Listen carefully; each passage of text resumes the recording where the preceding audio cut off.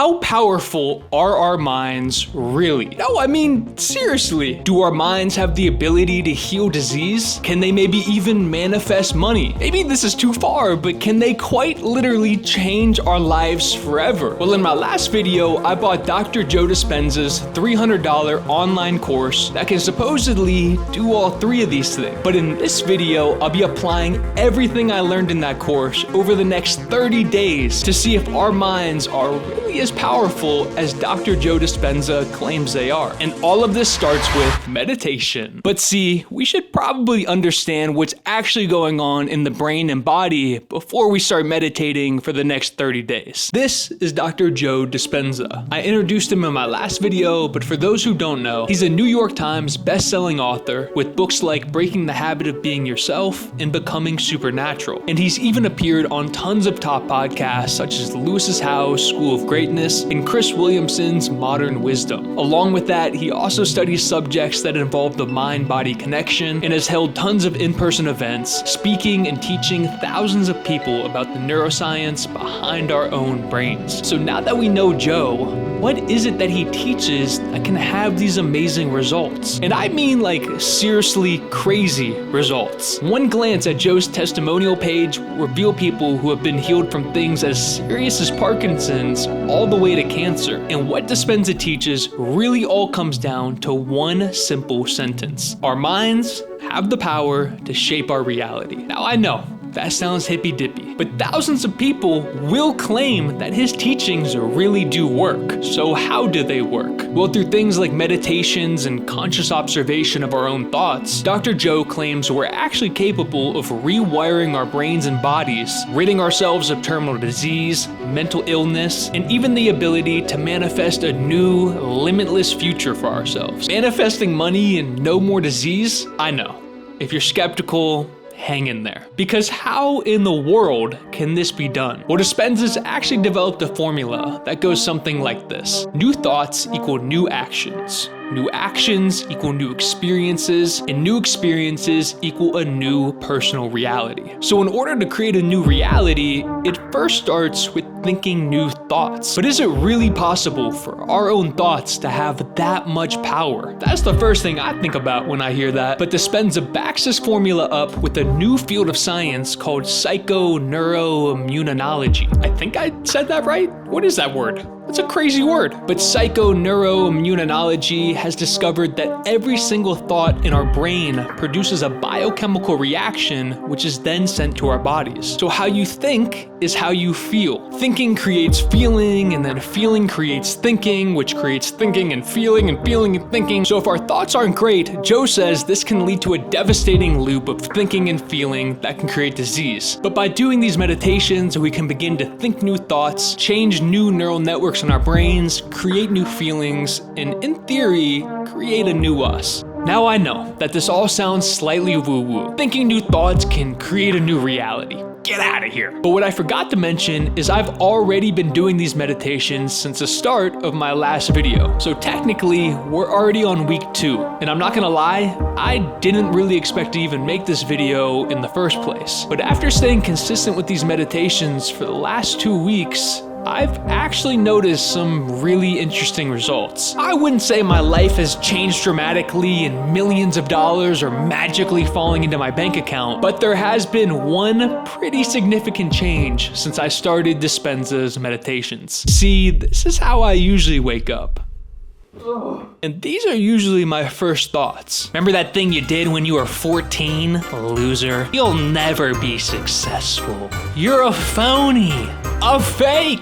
Think about all the things you have to do today. Get going, get moving. So instead of that, for the past 2 weeks, the first thing I do when I wake up is I sit and I meditate with Dr. Joe, which usually lasts anywhere between 45 minutes and an hour. And at least in these first 2 weeks, the thing I've noticed the most is that the negative chatter in my brain has slowed down a little bit. It is definitely not gone, but I'm starting to feel like I have a little bit more awareness around it. And I guess that's the thing that has surprised me the most. All the BS I'm telling myself in my head. I mean, it is crazy. It is out of control. It is not helping anything. But this is actually really common and something that Dispenza has studied at length. And what he discovered is pretty interesting. We think primarily 90% of the time we think the same thoughts as we thought the day before. The challenge with that is the thought that you keep thinking over and over again becomes a belief. And nerve cells that fire together wire together. So the more nerve cells fire, the more they develop long-term relationships, and the more hardwired they become. The more hardwired they become, the more automatic they are. The process of change really requires becoming conscious of your unconscious thoughts, which means just because you have that thought doesn't necessarily mean it's the truth. If you have that thought and you accept it, you believe it, you surrender to it without analyzing it, that thought will lead to the same choice, which will lead to the same behavior, which will create the same experience, which then will produce the same emotion. The same emotions then drive our very same thoughts. In time, our biology, our neurocircuitry, our neurochemistry, our hormones, and even our gene expression stays the same because we're the same. Well, I don't want to be the same anymore, which is why I'm doing this. It is 7 a.m. We're about to do like an hour of meditation. Changing your brain is easier said than done.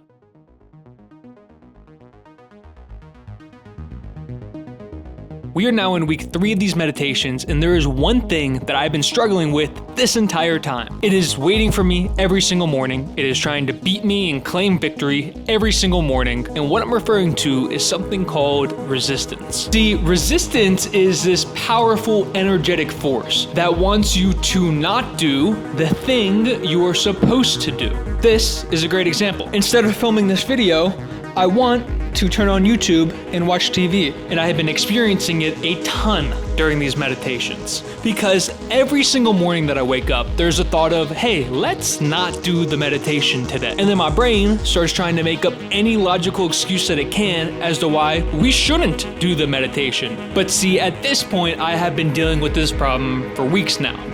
So I figured the only way to defeat it is to actually learn about it. Okay, it is now the next day, and to my surprise, after researching resistance last night, this is actually something Dr. Joe talks a lot about. But this is basically what he had to say about resistance. See, let's just imagine you had a terrible experience 10 years ago, and you start reliving that memory over and over and over again in your head 50 to 100 times a day for 10 years. Well, then there eventually, inevitably, comes a point where your body starts to believe that that experience, that memory is still happening. So now we've conditioned our bodies every day for 10 years into this state of stress and fight or flight. Well, now it has become a new state of being. So when we finally try to free ourselves out, our bodies and our minds are confused. They've been conditioned to this state of stress and dis-ease and disorganization, and now we have become addicted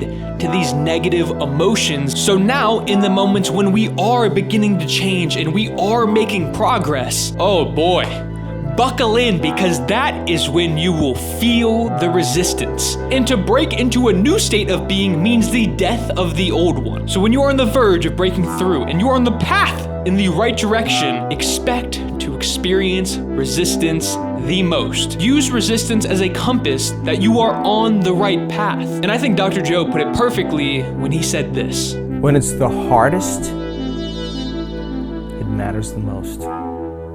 That's when it matters the most. And while all this new knowledge about resistance is encouraging, and honestly now I feel like I'm on the right path, I want to hear about real results from real people who have actually found results from Dr. Joe. So I hopped on a Zoom call with Quan, aka Quan the Alchemist on YouTube, and there's 3 things I really wanted to ask Quan. In one of his videos, he said he cured himself of the flu using just his mind and Dispenza's meditations. Gotta know a little bit more about that. But the second thing is something I'm struggling with. How did he rewrite those negative stories about his past and create new positive ones? And third, what kept him meditating in those early days when he was experiencing the most resistance? And all 3 of his answers honestly kind of shocked me. We all get sick, right? The first question we have to ask is, what is sickness? What is disease? What are flus? We have to start there.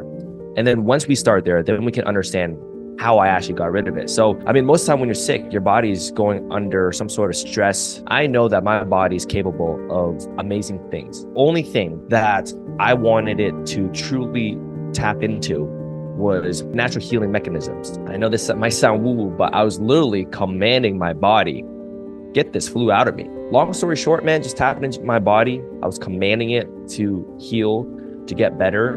And long and behold, I felt better right after the meditation, right after the breath work. And then I also felt better emotionally. And it just so happens when you feel good emotionally, your body gets in tune with it. It's like, oh, I'm no longer in danger. I'm no longer in these like terrible states. So tell me, how did you start to destroy those negative stories about your past and build positive stories about where you want your future to go? First thing is understanding, is those voices actually me? Or is it the program that's been installed into me based on my circumstances, environment? And those voices is just the programming. And the moment you step out objectively, you just step out and you look at yourself from a distance, and you're looking at the current Nathan right now, but you're looking at the Nathan as just a soul, the pure soul, which is the pure love, consciousness, light. It has nothing to do with what you believe. And you look at it, you look at the voice, you realize, oh, it's not me. It's everything that I think is me. And where most people get it really messed up is they believe into it and they think that there's only one voice and they have to listen to it. What kept you meditating in those early first 30 days when you weren't feeling as much? What kind of kept you going? I mean, I was just so in love with the vision that I had created. I wanted to just talk to him every day. That version of me that I had in my mind. You know, I didn't have money at the time, but there was a version of me that was in my head. I was, oh man, this guy's rich. He's traveling. He's doing tons of things. And I was just so in love with that vision. The only thing I would say to people listening to this, do the research, man. Even Joe will say it himself. He's like, dude, don't believe me. Believe the evidence. Find your truth, because everybody's truth is different. Everybody's doors fits differently as well. So find it as long as it leads you to the kingdom of God.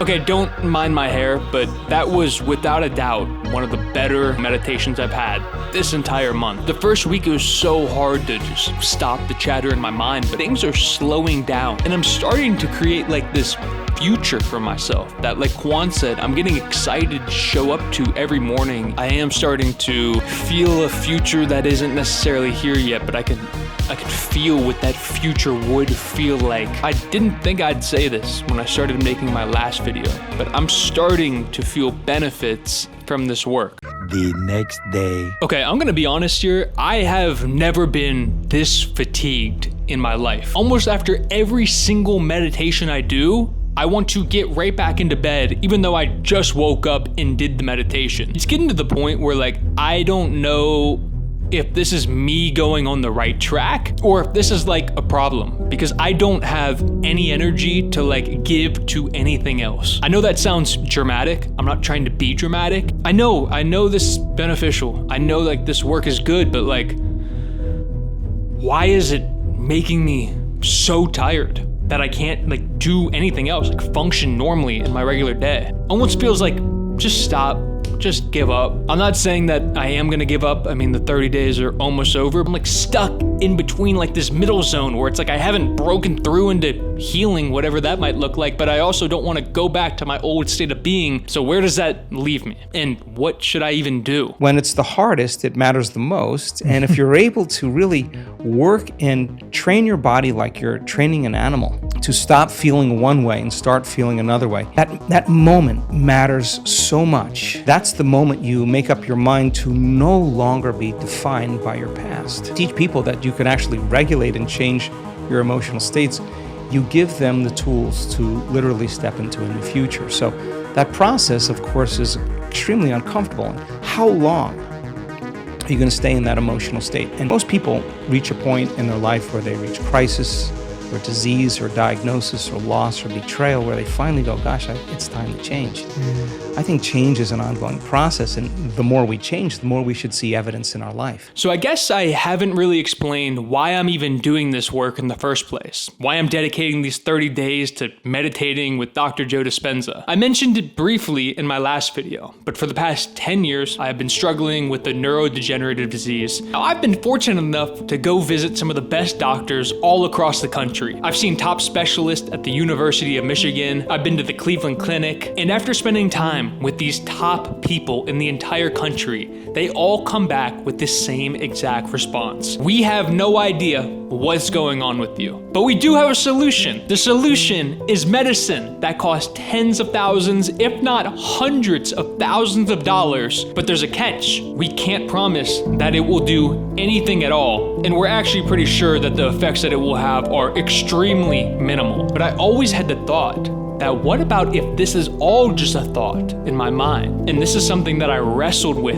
in my mind for years when I was going through this, to the point where I even brought it up to some of the doctors that I talked about, because I believed that the mind had something to do with this. And this was way before I had learned about Dr. Joe. If I listen and I believe what these doctors are telling me, then there is quite literally no hope. Because if there's even a chance, a possibility that some of this actually is in my control, which makes sense that some of it is in my control. I can control how I think. I can control how I feel.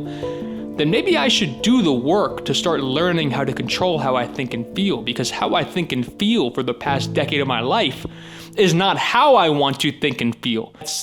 That's why I'm doing this work. And over the final few days, I tried to keep this in mind, powering through the last meditations, conquering resistance, and remembering something very important I had heard earlier from Dr. Joe that kept me going. I'm in that circumstance. I can't go unconscious and feel this emotion. I can't go unconscious and say these things or act this way. How am I going to act? What would love do? What would greatness look like? Now all of a sudden, their response to circumstances, to problems in their life, are changing.